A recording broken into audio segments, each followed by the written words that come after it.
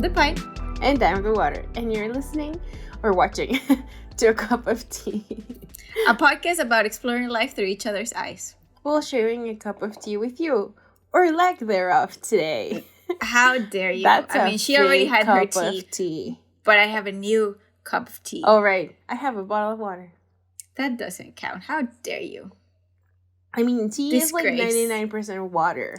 Disgrace. I'm drinking sleepy time tea because I want to sleep. Yes, it has been an issue as of late. Indeed. But not in a bad way. You know, like before we get on topic, just like sidetracking a little bit, as we tend to do. No, never. Uh-huh. It's like a thing because I'm not sleeping, but because my mind is all fired up.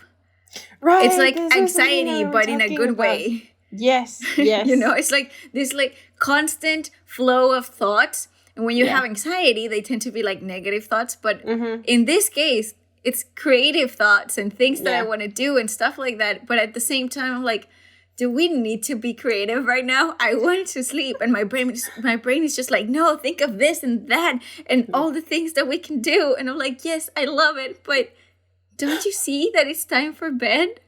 So I just find it funny. That's what's happening. I mean, I know this is off topic, but we talked about this exact thing the other day and how I told you that now I had to have a notebook. Like, right. And this is kind of funny because it reminded me of when I was in school in like third semester or something, when I had a screenwriting class and my teacher, she was amazing. And the first day, I think she said, your assignment, if you only do this one thing, is always have a notebook with you for whenever you have an idea so that you can write it down and like be creative and stuff. And at the time, I remember that I did select my notebook and it was really pretty and everything, but I didn't really follow up with that. I think I did it for like 2 or 3 weeks and then I was like, yeah, sure, whatever. But now I actually do it. Me too. And it's gotten to that point where like if my head is going crazy at night, I'm like, I just need to write this down because otherwise like 2 things are gonna happen. I'm not gonna remember and it's just gonna keep going. But if I put it down, if I put it somewhere, then it's like, okay, now can we go to bed? Yeah 100%. And it's cool. I like it. It has to do with our last episode where we were talking about feeling creative and all that stuff, which I'm a huge fan of. Very beautiful, if I do say so myself. I'm very happy about being in this space, which makes me think that I want my life to be about being in this space. So I agree. Here's to that. Cheers. Cheers. So, on to today's topic. Indeed. What is it? So it was kind of funny that today before we started recording, you mentioned that you were going to Skype. Zoom, probably. Well, who video, Skypes chat, whatever. Anymore? I did the other day. I did use Skype. I had to install it on my computer again. With like friends. You know, like talk to friends. Who apparently I had the date wrong. It's next week. But the intention was there. We did talk about it. And I talked to my friends. And it was actually Lou who told me. Lou, who is on the first episode of Pockets in the Universe. Yeah. If you don't know what that is, it's a YouTube channel that we have. Where we talk about stuff. Put a link somewhere over here. Yes, because we know how to do that yet. Yeah. And she's the one that was like, "Hey, are you free? Can we chat?" Well, I'll tell the other dudes in the group. And I was like, "Yeah, totally, that'd be fun." So it's happening eventually. That's nice. Not today. No, in like a week or something, right? Mm-hmm. Yeah. So on this list of topics that we have for a cup of tea, I had written down something along the lines of talking about friendships and how to, especially in the cases, well, I think many people can relate now because of the pandemic and how we stopped hanging out with people and it became more like of a thing. And now that things are opening up, it's easier to like go meet friends and all of that. But that and the fact that of living somewhere else, that's like a different place from where your friends are, or I remember having this concept of it as a kid because my mom had this group of friends who were like, they were like the Sex and the City characters, but it was 5 of them, and each girl lived somewhere different in the world. Like there was this one girl who lived in Spain, another one lived in Miami, another one lived in, like, well, she travels around the world still, actually. So for a while she lived in Cuba, then she lived in Africa somewhere, then she lived in South America. I want to meet this lady. She's pretty cool. And then my mom and another one of her friends lived here. Oh, and there was this other one who lived in Veracruz. So they were scattered all over the place. Indeed. But every once in a while, they would get together and travel together. Oh. Which is awesome. You know, it does sound that's amazing. Like goals for life. I agree. But it sort of taught me this thing about how to keep your friendships alive through time and space. Which is something that I started applying when I first moved back here after being in Mexico City for a while, because I had to Skype my friends to talk to them. And then that also happened with my cousins, who everybody was on a different state. So we also Skyped and messaged and all of that. And now I have to, well, we FaceTime all the time. We do. Right now. Even when we were in the same city, we FaceTime all the time. Yeah, we did. And I do that now with, for example, what was cool to me the other day is that one of my groups of friends from Sweden, we started talking for some reason. Like somebody sent a message. And we were like, oh my God, we guys, you should talk. We should talk, you know, because it's been such a long time. And it had been like over a year and a half, I think almost 2 years since we all had gotten together and Skyped or FaceTimed or whatever. And that group is particularly hard to, like, it's really hard for us to set a date and to actually arrange a call. Because also you're in very different time zones. Yes. So we managed to do it. And last Friday, we talked for like 2 or 3 hours. And it was awesome. Oh, that's cute. It was so amazing. We had so much fun. We told each other of what life had been like in the past couple of years, what we were up to now. And so we caught up in general. And now you're doing that sort of with the Whoopsies. Whom, I mean, you saw them last time around the time you were leaving? So like for my birthday, I would say.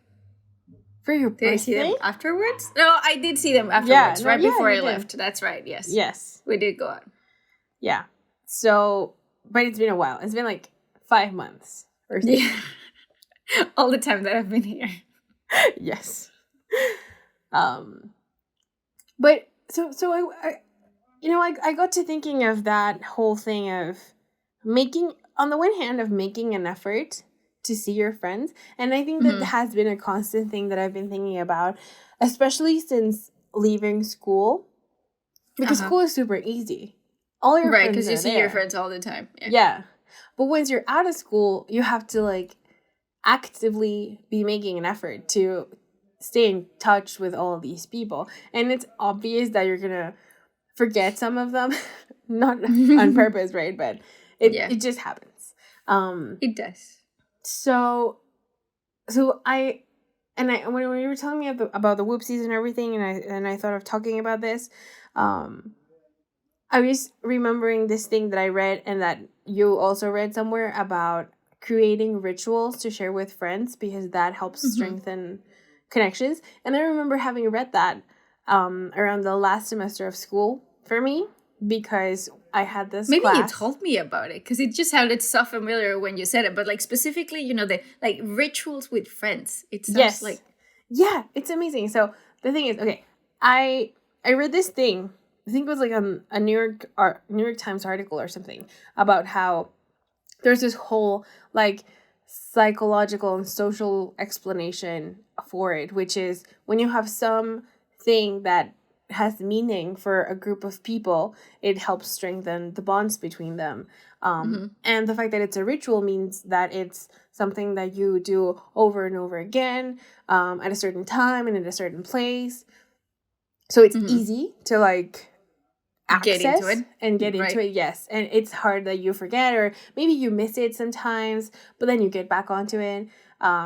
It's like my grandma has this group of friends who I think they've been getting together for about 40 years for breakfast once a month. Oh, that's cute. Yeah, that's really nice. So I was trying to incorporate that ritual thing into my life. And in my last semester of school, I had this class at 10, I think it was, no, from 7 to 10 p.m. every Wednesday.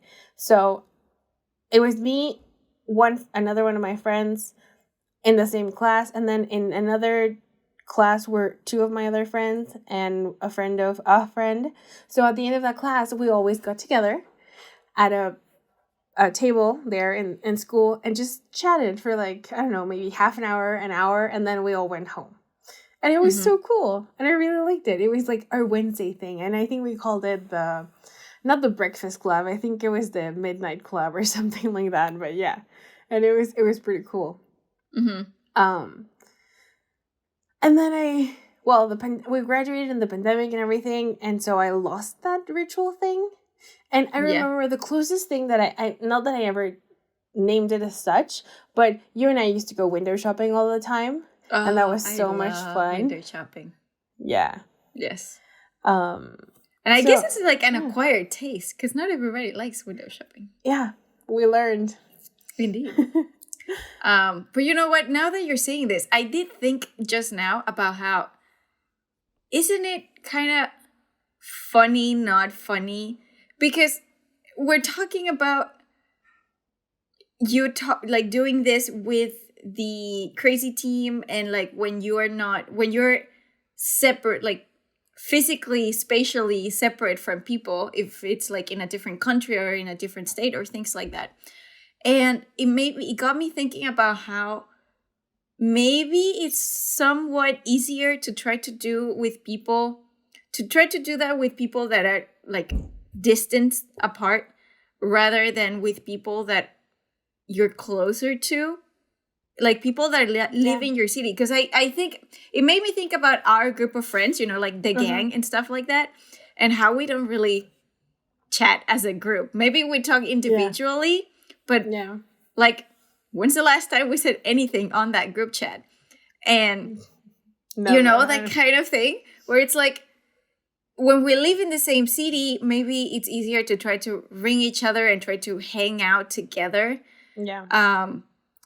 Or like, I'm trying to think of this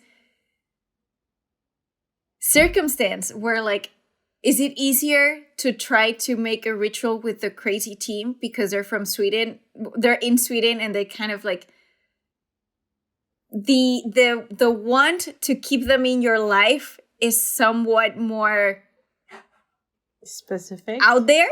Yeah, more present, sort of like you can see it easier it's rather like, than with your friends that live in the same city as you, and like you live in the same city, so like there's no need because you're right there. You take them for granted. Yeah, kind of. It's I think it is a thing. There's maybe more security and more comfort, and like, oh, they're right there. They can be reached at any time, so there's no active effort to try to go do, like, unless it's a special occasion, like, oh yeah, it's somebody's birthday, let's get together. Yeah. Somebody's going away, let's get together. But yeah, I do think there's a lack of that effort in that situation when we're near each other, which is really ironic and sad. Yeah, a little, because you know, it's making me think of how, for example, with Nikki, who has been my friend since elementary. And because it was kind of common for me to leave and come back and leave again and then come back. Yeah. We sort of like our friendship dynamic has been very sort of like we know we're there. I don't know that I say we take each other for granted. Maybe at some point we did, but I think we don't right now. But that being said, I feel like it's a slippery slope where it's like we're so comfortable with being separate and at the same time knowing that we're there, that how much are we really there, you know? And it's something that it's made me think and made me want to reach out to Nikki more, and I think she's also doing it, and we're trying to like be a little more present, even though we have this sort of relationship where it's like we can like not see each other for months, and then when we hang out, it's like I saw you yesterday, you know, kind of, that kind of thing. But at the same time, is that like comfortable space maybe in danger of being too comfortable, where we don't make the effort to reach out? You know what I mean? Yeah, I know what you mean. And you made me remember this a couple of years ago. I think I stumbled upon this ad for some Spanish liquor, I think. And they had this whole, it was like a whole experience where they recorded people doing this, but you had to go into a website and answer a few questions about, like, let's say I go in and they're like, who's your best friend? And I write your name. And it's like, how often do you see each other? Once a week. How long do you hang out for? I don't know, 3 hours. Okay. And then how old are you? Like, I don't know, 25. All right. So if you keep up this pattern, you're going to spend 800 more hours with them in your lifetime or something like that. And it puts it into perspective of how much time you really are spending with people. Like, we spend a lot more time, obviously, like, working and sleeping and doing other stuff. And then when you have that number of, like, you're going to, I think I answered that also for my grandma. And I was like, yeah, once a month, 3 hours.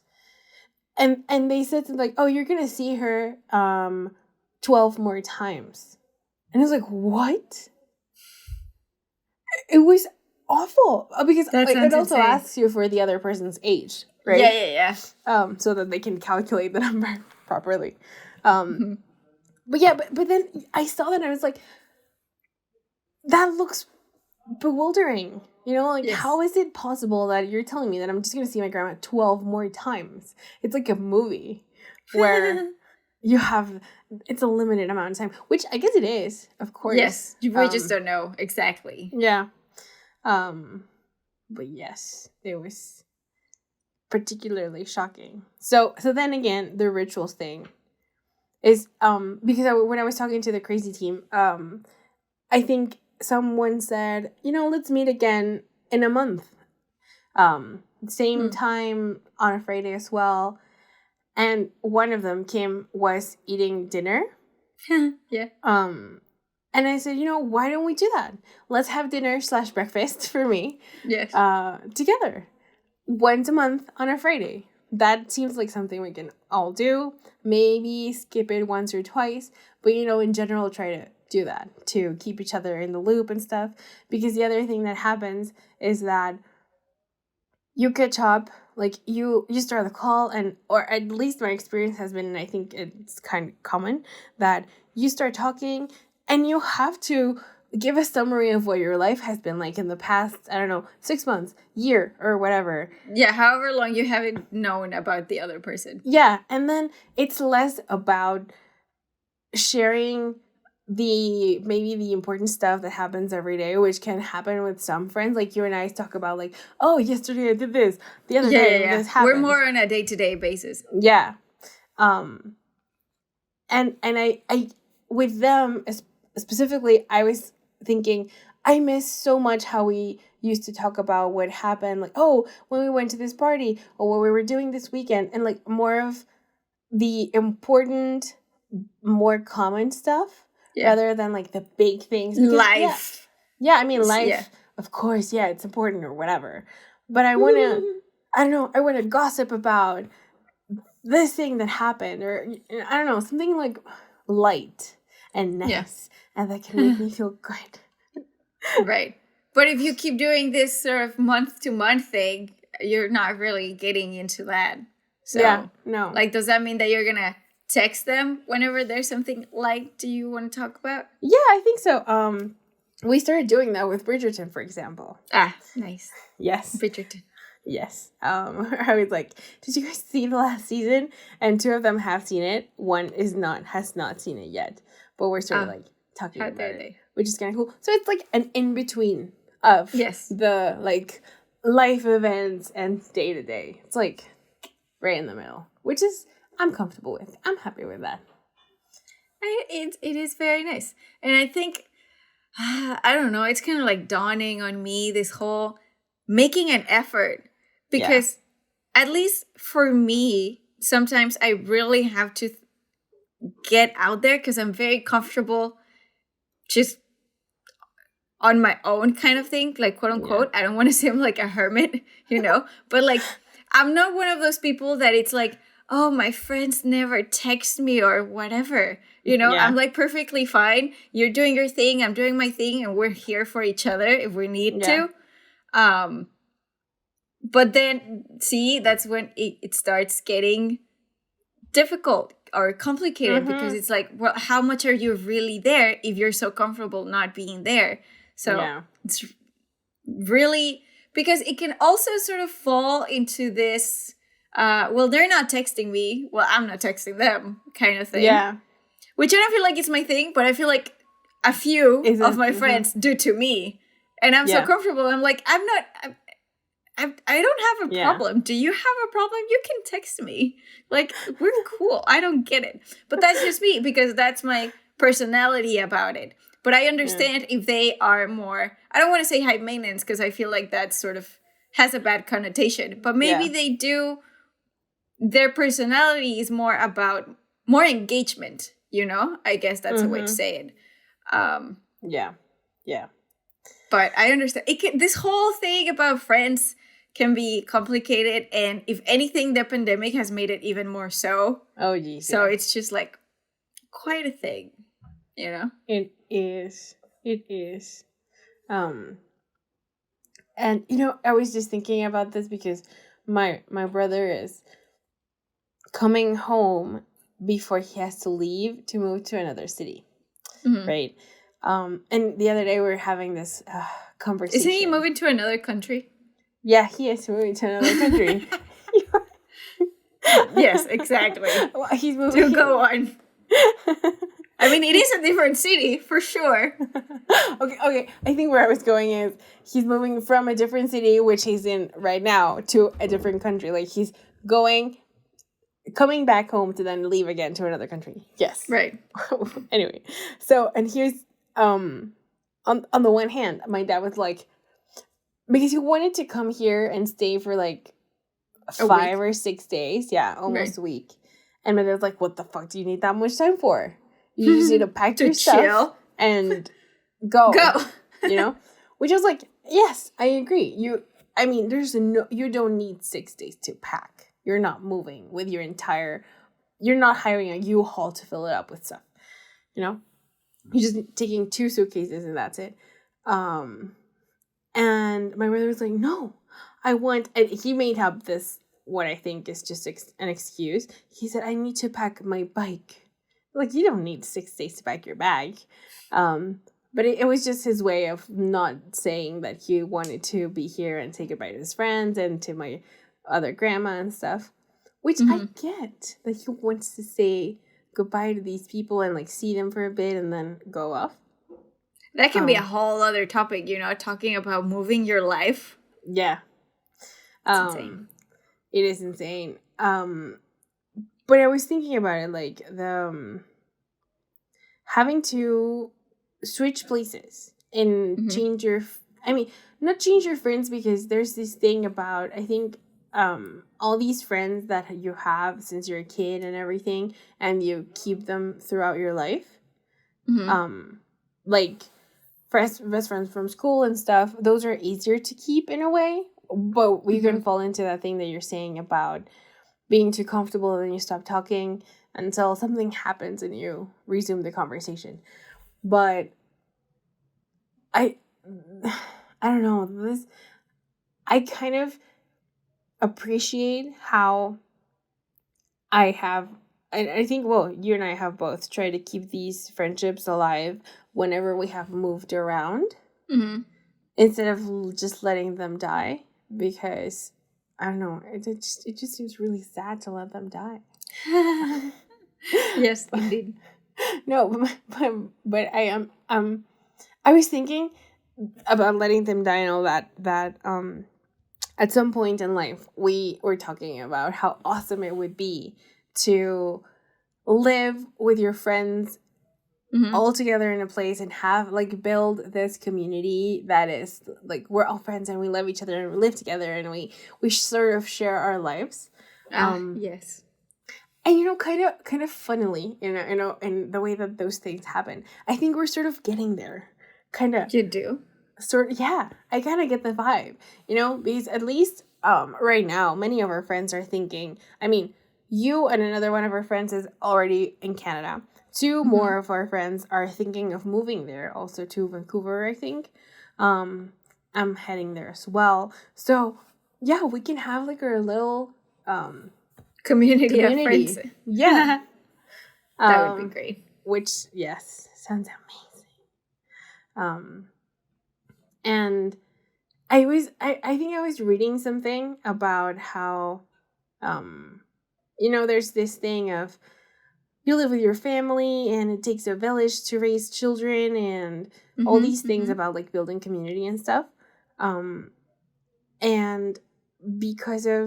especially because of my family where I think it's really interesting, but my dad, for example, used to be a party person.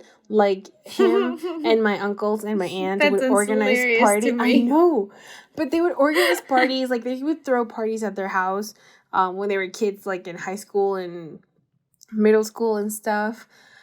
And now my dad, I mean, very rarely do I see him go out to have lunch with his friends or something. I'm like, does he have friends? That sounds terrible. I mean, I don't really know. I know what you mean. No, I mean, he does. There's actually one of his friends is our neighbor. He lives like on the back street, like of ours, like a few houses down. And there's this other friend that I know that works in a car dealership, so we see him sometimes. But that's the thing. Does he hang out with them? Does he like? That's my point. No, exactly. That's what I'm getting at. Like there's such a stark contrast for me between what my mom would be like, with like her friends all over the world and hanging out all the time or trying to, and my dad, who's just very to himself. Yeah. And his quote unquote girlfriend. Yes. Indeed. Yeah. But that has made me want to have the friend thing a lot more. And I was somewhere I read this line of friendships. Well, friends are I don't know how to translate it, but in Spanish it's like los amigos son un bálsamo para el alma, like a balm. But that sounds like a lip balm, which sounds really stupid. No, I mean like a but they nurture ointment. Ointment is kind of like what it is.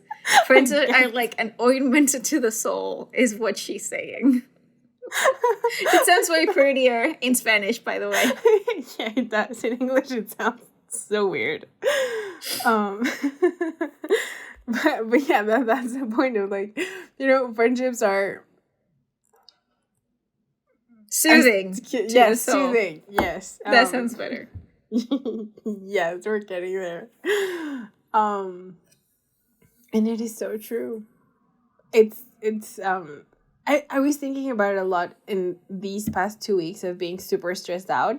And how I know now, like I can catch myself when I'm like super stressed out and I have like, okay, I need to have a moment to chat with somebody and laugh about something. And so now I reach out to my friends and I'm like, let's talk for a bit. And so to chill, to decompress. Yeah. So it like the easiest ones are, for example, you. So like we FaceTime and we talk about whatever stuff. Producer is one of our other friends who is also like, whenever he's not working, which like sometimes he's like super busy, and then the next week he's completely chill and calls me 5 times a week. No, I'm just kidding. But like he'd be like, let's chat. You know, it's like. But I see that with him as well. Of like he has time off, and he dedicates it to talking to his friends. You know, something we should all do. Yes. So yeah, that's like my whole shtick these days. Being in contact with friends, especially after a pandemic of low social life, to say the least. I agree. I was just thinking about my mom. Because I don't think I told you, but she quit her job. Oh my God. I know. She did? Yes. And like, okay, so my mom has been working since she was like 16 or something. Yeah. And, you know, recently her latest job that's been like a few years now was being sales director at a real estate company. So she quit. She was being like, her job was being super stressful on her with the pandemic and everything and stuff, just like not flowing right.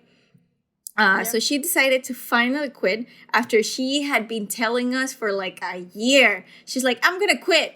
And then she goes to her boss and she's like, I'm gonna quit. And her boss is like, nah, just like take a vacation and come back. And then she goes, takes a vacation, comes back. And she's like, I'm gonna quit again. And he's like, nah, we really need you. Go chill and then come back. She goes and chills and then she comes back. And like that has been her trying to quit forever. And now she finally did. Of course, me and my brother and like the family were joking about it. We're like, she's not going to last a month without a job. She doesn't know how to exist without a job. Yeah. But I'm trying to be supportive of her and be like, you know what? I know that you want to rest.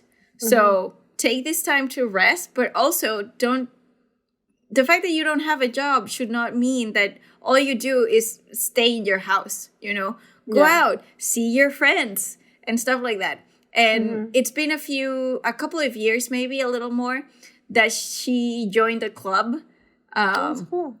And she's, that's where her main kind of group of friends comes from, I think, like besides work friends.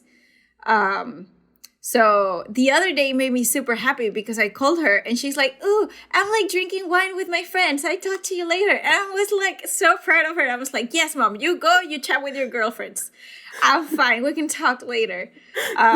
Because I was becoming kind of worried, you know, that was her life. I don't know that, again, this might sound like an old record. And I don't know, this is just my perception of things. I don't know if her generation is very into maintaining friendships. You know, it feels to me, and now that you talk about your dad, it feels to me like once they're out of the schooling years and it's all about work and your family and like, and that's it. So I was very worried about my mom and I was very persistent and be like, find yourself a hobby, get out and like, go out with your friends and brunches and breakfast and things like that, which I think she's been doing. So I'm very proud of her and very happy about. Nice. That's I had not thought about it, but you know, maybe I'm way off. I don't know, but I have this picture in my mind of our parents being, which is totally off, but. Of being like those couples in movies, and I'm thinking of this show, Jesus, what's the name of it? Like Masters and Johnson, I think it's a Prime show or something. I think so. Where it's like the 60s/70s, and the couples married super young and they started having children, and then their friends became like their children's friends' parents or neighbors or stuff. Mm-hmm. So I don't know if it's a thing where you grow up and you outgrow your friends, and then the next friendships you have are with coworkers and neighbors and that kind of thing, which I know that right here in Mexico doesn't happen. Like I think it's really weird to be friends with your neighbors. We're not that neighborly. We're not. But I can see the being friends with coworkers and stuff, especially with some of my friends who now are like, oh yes, and this friend from work, and this girl that I know, and my coworker, and whatever. But yeah, with parents, I think it's kind of funny. I mean, I remember that for with my mom, for example, she became friends with one of her coworkers, and I remember that we used to like go to concerts together with her, and we went to the Cirque du Soleil once with her your and mom her sounds husband. so cool. She was so cool. Yeah. And then she was also sort of friends with one of her bosses. Mm-hmm. So I can see the coworker thing happening. But also at the same time, for my dad or your mom, it's like I don't see your mom being friends with her coworkers. I don't see my dad being friends with his coworkers. My mom. Okay, well, it's different. It's not that she's friends with her coworkers. It's that she brought her friends to work with her. Oh yeah. So she was already friends with them, and she just brought them into her work, basically. But yes, I don't think she's made friends with people that she wasn't friends before. Yeah. You know, so like just co-workers? No, not really. No. But then... Does your dad have like co-workers? Like, I don't understand what his role in the school and everything is. So I'm like... I mean... How does that work? Who are his friends? Who are his co-workers? Apart from his right hand, Gina... Yeah, she's always in the stories. They are best friends, I would say, right now. Mm-hmm. Well, at least we've established that he has a best friend. Yes. And it's kind of funny, like how the city is really small and everybody knows each other. So it's very I've heard that said. It's never been my experience. But I've definitely heard it because about you're not Querétaro. from here. That's the thing. I've lived there my whole life.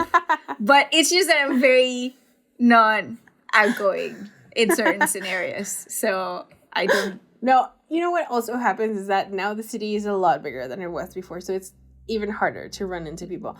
Right. But almost every time my grandma goes out somewhere, for example, she runs into somebody. Yeah. I mean, it is your grandma, so she knows like people from before. And my dad, that also happens with my dad a lot. Not as much as with my grandma, but that also happens. And it's also kind of funny, like, oh, how you've been? It's been ages. Let's talk and let's chat and whatever. And my dad has a couple of friends who, what I find hilarious is that they have this group chat of their high school generation where basically they send memes or they send like random important stuff or, like those junk things that old people send to each other on WhatsApp. Yeah. Like chainmail, but the updated 2020 version. Yes, exactly. So that's what it's like. But yeah, I don't see him being very sociable or anything. Which I think is, I don't know, maybe not that weird. Because I wouldn't say I'm, like, super sociable and I have a freaking ton of friends or anything. I'm with you there. But I know, like, my groups of friends and where they are and how I reach them and stuff. But I do feel happy about that. We are not very social people. And we don't have a ton of friends. But the friends that we keep are good friends. Yeah. Yes. We do. And that's the next thing that I was thinking about, of expanding the circle of friends, because I have found, at least... I'm hoping I make some friends in Canada, by the way. No, I haven't, because I've only been working and being in my house. But I'm expecting that we will find some friends here. Yeah. New friends. Hope so. You will have neighbor friends because you're in Canada where people are more neighborly. We'll see about that. Maybe. I'm not opposed to it. I'm just saying we will see. No. I was thinking of that time I had an office job when that it was interesting to me because I was so miserable there at first. The sleeping tea's working. No, I was so miserable there at first because I started working there because a friend of mine recommended me. Basically, he sort of got me the job, and then I didn't see much of him after that. And my boss was really nice, and my boss had a friend who I'm pretty sure he was trying to hit on her. But anyway, So what ended up happening is that eventually the three of us became like a friend group, sort of. And we had lunch a couple times together before I quit. And when I did that, I want to go have lunch with people. See, that's part of the ritual thing. Yes. I need that in my life. Yeah. I thought I didn't because I've heard like the kids, my nephew and my niece, saying how they miss their friends and how they want to go to a party and stuff like that. And it's not that I feel like I need to go to a party, but that's never been me per se. Yeah. But going out just like for lunch and like getting to know new places and like brunching. I miss brunching. We used to do that a lot. We did. You need to come here, lady. Almost there. We will see how long it takes her. Almost. Almost. No. But I lost my train of thought completely. You should have pinned it. Yes. Jesus, I'm lost. And no, anyway. So about rituals? Before that. Oh yes. So the point was making friends like after school where you're in a different environment or something like that, I think is a challenge for me a little bit. But I have also found that it's especially a challenge when working independently like we're doing. Like, I mean, you have like, a day job, right? Technically, it's a night job, but yes, I do. Well, you're moonlighting, daylighting, or whatever. Yes. But then that point where I was thinking of, I need to meet more people. Like, I want to know somebody new or something like that. And when I started working on the podcast, on the politics thing with the guys, then I became in contact with more people. Like, now I met one of their friends, and the girlfriend of one of them has a sister, and now I also met the sister, and, like, I'm meeting new people, which is really nice. Interesting. And something that wasn't happening partly because of the pandemic. But yes, it's like, it's making me feel alive again. And like, because in the same way that I don't crave being in a room with 20 people that I don't know and having to talk to them or anything like that. That's really stressful and I hate it. But having someone new in the circle, or like, I met this person and now I can talk about them, gossip or whatever, that's really nice. Yeah. Indeed. And I always, kind of about the rituals, but not really, I guess, is that the remembering rituals, I was thinking about how in Sweden I used to go party with my friends every Wednesday and every weekend. Yeah, it was a lot of fun. It was the most partying I have ever done in my life. Indeed. Yes. And the other day, I had so much fun having a solo dance party in my room. It was amazing. Because that sounds really cute. Yeah, no, I was craving a party so much. You were? Wow. Yes, I was. And I was talking to Praser. And I said, I want to party so much. He's like, I want to party too. And then we started thinking, oh, yes, we should have a party when I get over there to welcome me, obviously. But no, yeah, we should totally have a party. And I do want to have a party, you know? And especially... I know a club in Vancouver, so let's go. No, but you know, like that kind of party, like how we used to hang out with a gang where it was not really a party, but it felt like a party because we are a rather big group of friends.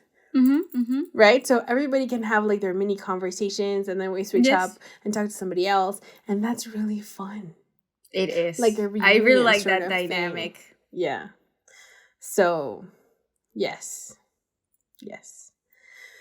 That's my takeaway for today. That we should talk to our friends. I agree. Yeah. You know what? Like, just like slightly to continue this, and maybe we can turn this into another episode. I'm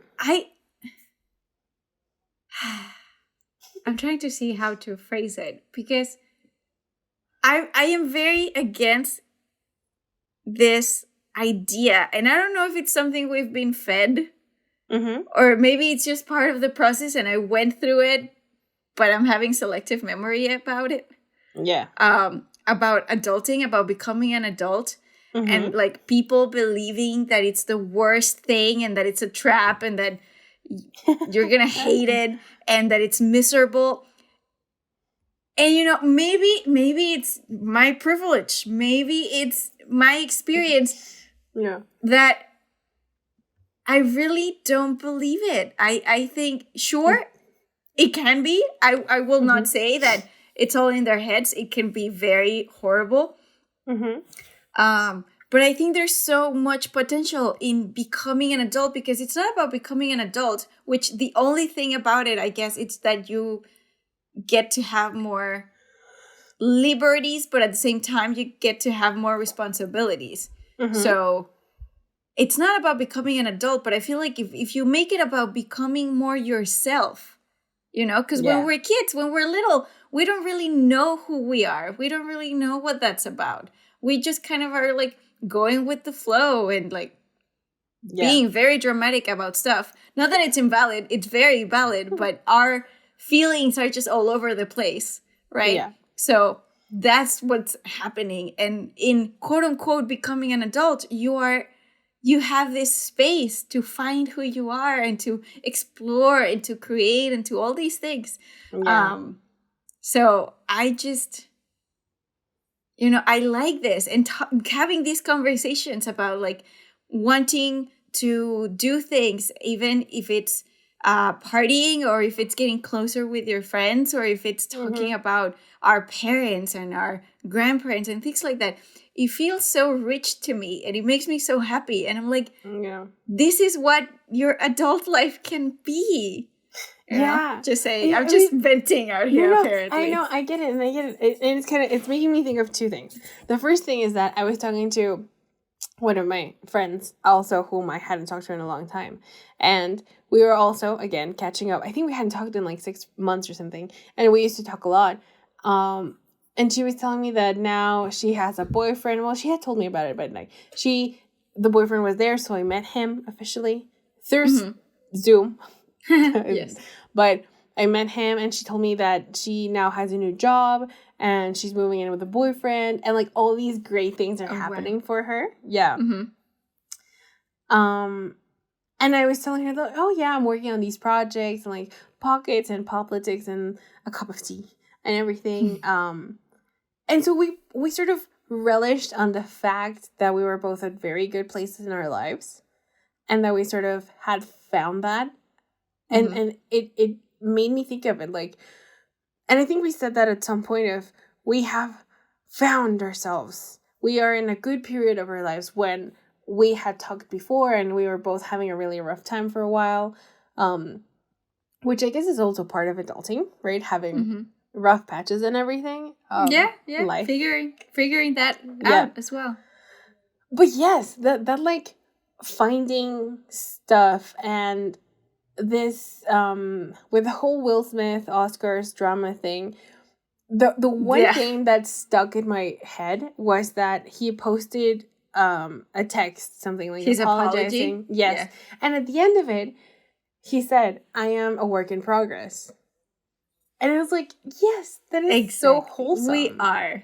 Because, yes. And so it's like a duality sort of thing of like, we are a work in progress, but like we know where we're headed at the same time. Mm-hmm, it's like this thing that overlaps, you know? Mm-hmm, and just found it very magical. Me too. I'm right there with you. And the second thing was that I saw, there's this a bar teacher that I follow on Instagram. She's like an influencer of sorts. And she went on this trip and she uploaded vlogs and stuff. And one of them I found, and it said, "You are doing what your child you was dreaming about. Don't disappoint them." Mm-hmm. And it's like, oh, that sounds so cute. Like, that idea of, and I mean, yes, we are talking from our privilege, and because not everybody gets to do this, right? But in this path of like finding ourselves and being who we want to be and building our identity also, kind of, I was thinking about how, yes, I feel very much like I am myself because I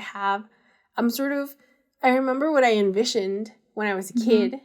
and I am seeing that I'm sort of getting there. Maybe not 100%, but like the path is like there. I have a direction. Like, I know where I'm going, sort of. Trying not to disappoint my mm-hmm. kid self. Mm-hmm.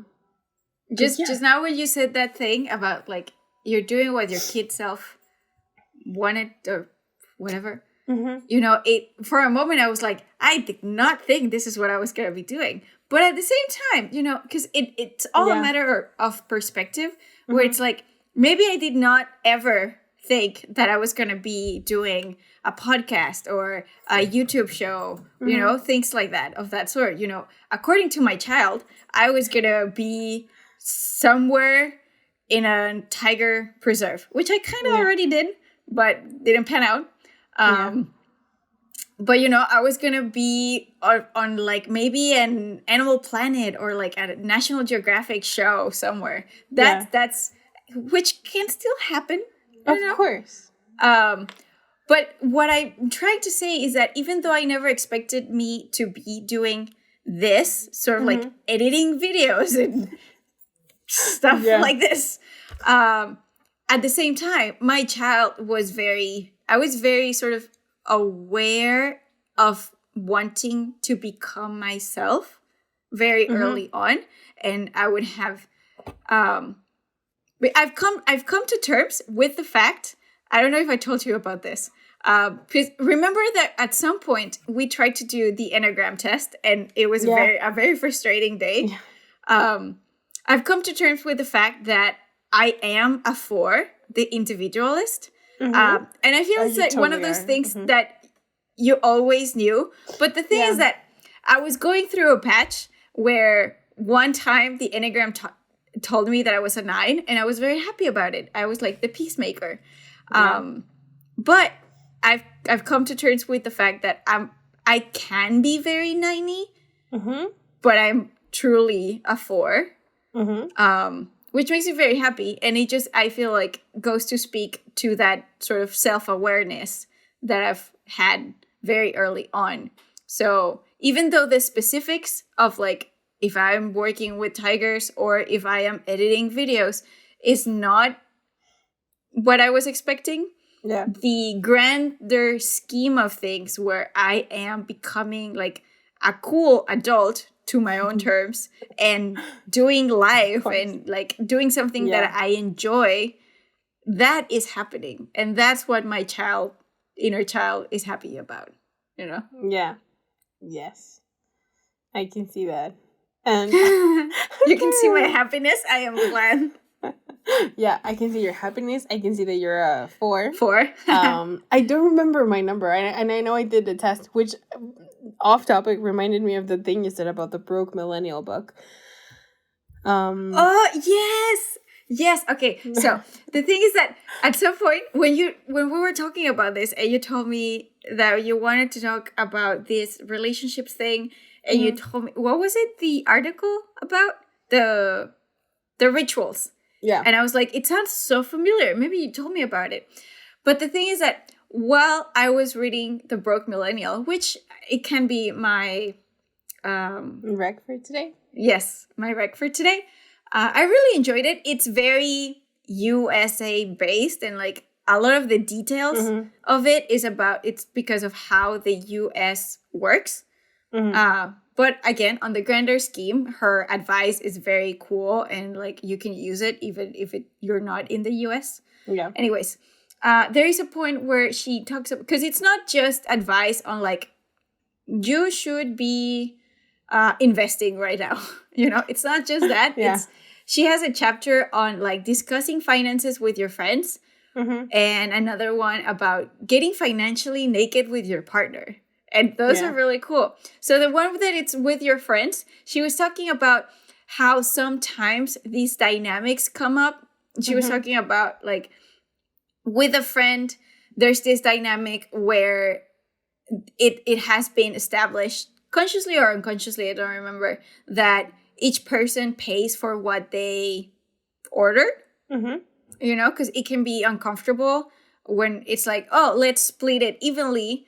Because she was talking about an experience where it's like, I went out with a group of friends that I don't know. I just know the one person because it's their birthday or whatever.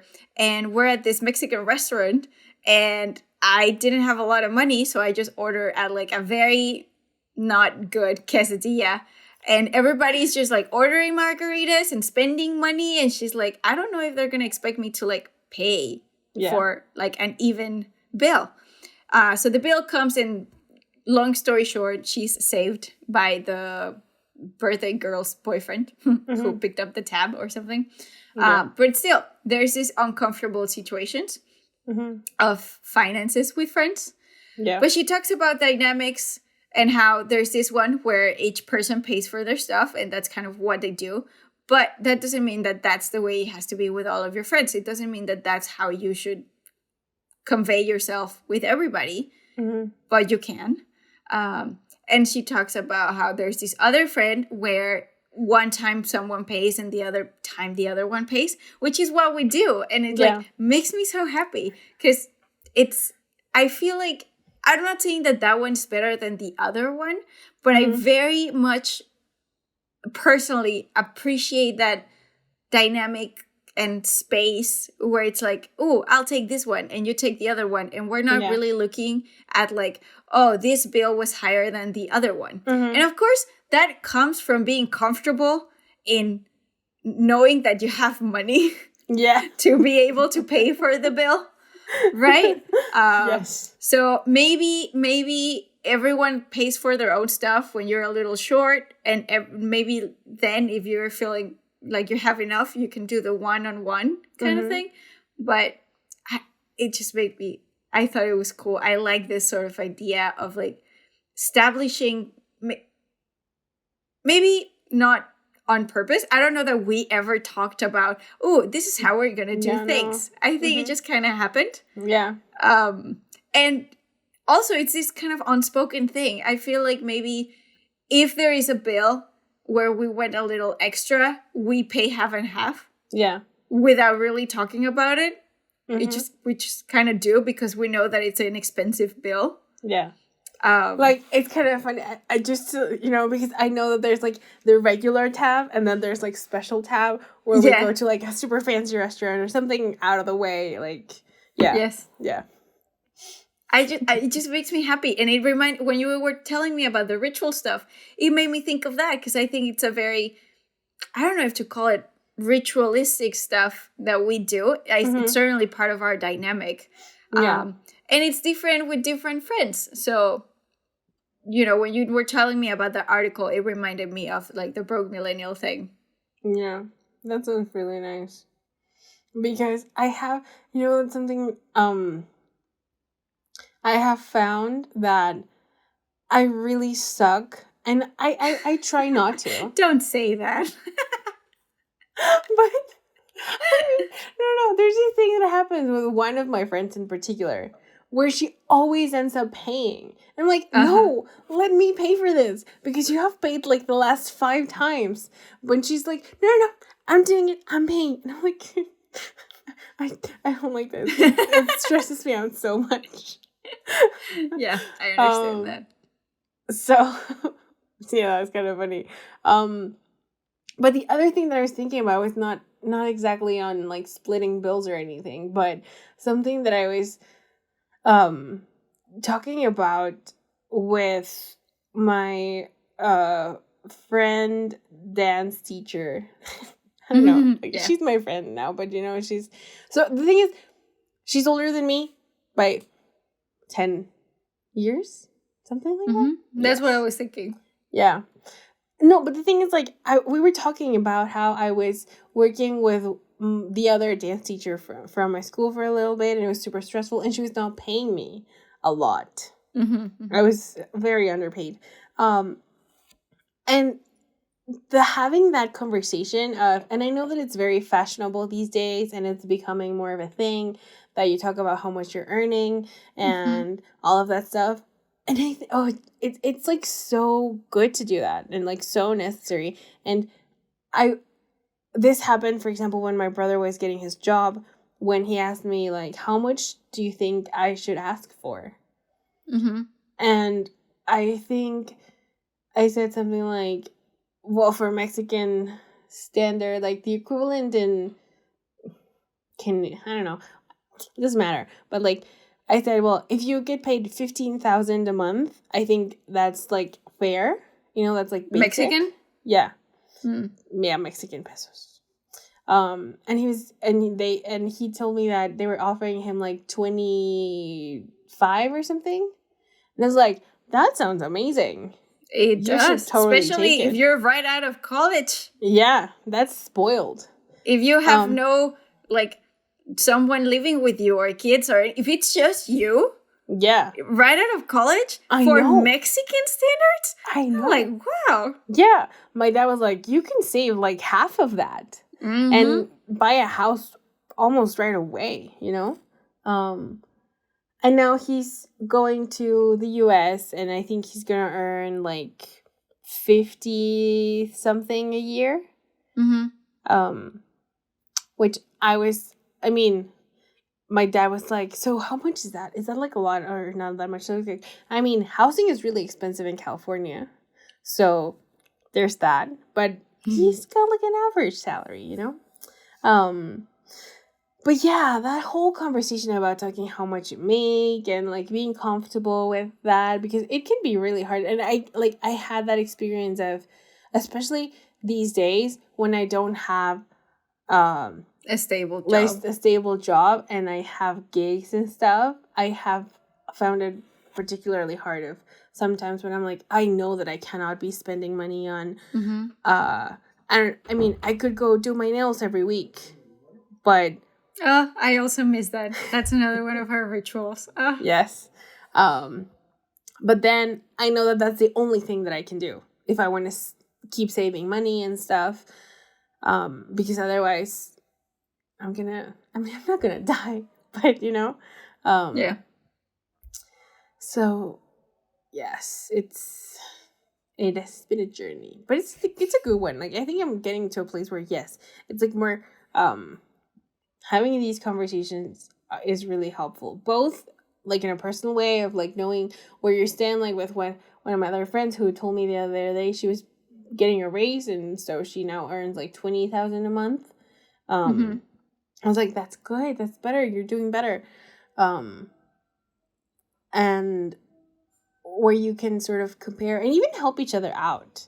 Like, oh, you're so underpaid. Oh, you need to have more money. You know, like stuff like that.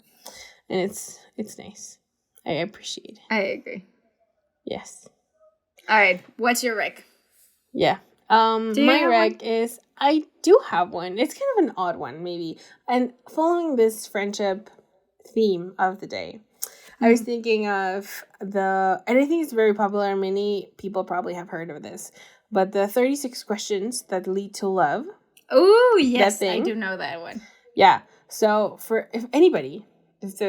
don't know how many people are going to listen to us here, but if you don't know what it's about, it's this thing that some researchers found out or developed this questionnaire of 36 questions that you can ask somebody theoretically to fall in love with them. And it was made famous by an article in the New York Times. Well, it was a modern love essay, actually, where they were saying that this girl and this guy who went on a date and they did the 36 question thing, and I think they did become something. A couple? Or friends. Yeah. So they have, it's not an app, it's a website, but you can download it into your phone and it acts like an app. So you open it and it has the 3 sets of questions and you can ask them and play with them and stuff. And it's pretty cool. So I recommend you do that. I did that one time with some of my friends in college, and it was a great experience. Nice. And I would say that it works because one of them is my best friend from being abroad. So yeah. Yes. So at some point, it's good try the to 36 nurture questions. Relationships. Yes. And not only to fall in love, it's just like... No, friends. It allows you to establish a good connection with somebody because the questions are deep and make you think, and they're good. Indeed. So that's my rec. I appreciate it. Thank you. And your rec is then the Broke Millennial. I did the audiobook because I'm doing audiobooks a lot these days. Yeah. In my night shift. Which I am such a fan of. I thought I could only do memoirs in audiobooks, but apparently that's not the case. I can do other audiobooks. I still don't know that I can do a novel. I haven't tried since when I tried and I didn't like it. But in the meantime, I'm happy with what I'm listening to. If you're going to read one novel, an audiobook version. Listen to? Well, yeah, listen to it. Make it The Dutch House. That is wonderful. It's the author is called Anne Pratchett, and I think the Audible version, which is the one I heard, is narrated by Tom Hanks, and it's really cool. It's really lovely. I like it when I know the person that's talking. That's why I like memoirs. That makes it more appealing. It does. Sure. It really does. But yeah, that's the second rec. Yeah. Thank you for staying with us and listening to our rambling and our experiences and our thoughts. Yes. And we will catch you for another cup of tea next week. We will. I'm sure we will. Thanks for sharing a cup of tea with us. To watch more episodes of A Cup of Tea, click the link on the right. If you want to watch Pockets in the Universe, go to the playlist on the left.